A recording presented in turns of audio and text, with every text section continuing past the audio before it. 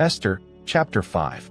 Now on the third day, Esther put on her royal clothing and stood in the inner court of the king's house, next to the king's house. The king sat on his royal throne in the royal house, next to the entrance of the house. When the king saw Esther the queen standing in the court, she obtained favor in his sight, and the king held out to Esther the golden scepter that was in his hand. So Esther came near and touched the top of the scepter. Then the king asked her, "What would you like, Queen Esther? What is your request?" "It shall be given you even to the half of the kingdom." Esther said, "If it seems good to the king, let the king and Haman come today to the banquet that I have prepared for him." Then the king said, "Bring Haman quickly, so that it may be done as Esther has said." So the king and Haman came to the banquet that Esther had prepared. The king said to Esther at the banquet of wine, "What is your petition? It shall be granted you.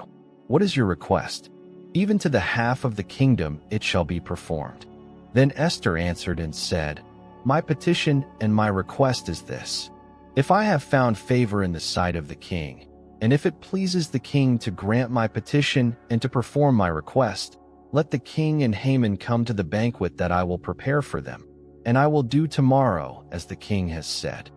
Then Haman went out that day joyful and glad of heart. But when Haman saw Mordecai in the king's gate, that he didn't stand up nor move for him, he was filled with wrath against Mordecai. Nevertheless, Haman restrained himself and went home. There, he sent and called for his friends and Zeresh his wife. Haman recounted to them the glory of his riches, the multitude of his children, all the things in which the king had promoted him, and how he had advanced him above the princes and servants of the king.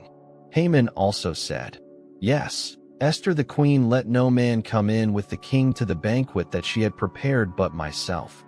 And tomorrow I am also invited by her together with the king. Yet all this avails me nothing, so long as I see Mordecai the Jew sitting at the king's gate."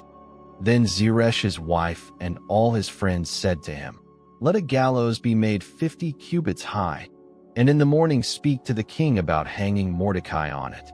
Then go in merrily with the king to the banquet." This pleased Haman, so he had the gallows made.